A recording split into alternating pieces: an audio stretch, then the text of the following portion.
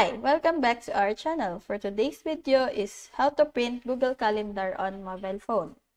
So, instead of opening your Google Calendar on your phone, either Android or iOS, the print option is not here. So, you have to open your Google Calendar through your browser. So, now I'm already at the Google Chrome. And I will search for Google Calendar.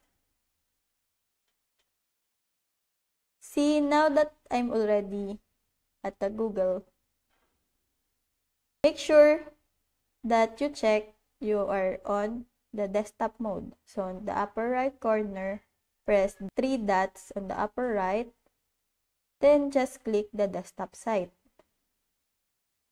And just press the Google Calendar. And open it on the other tab.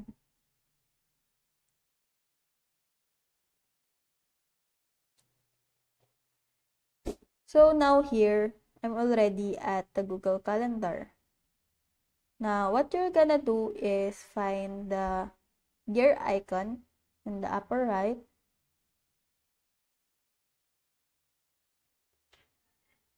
And just press print.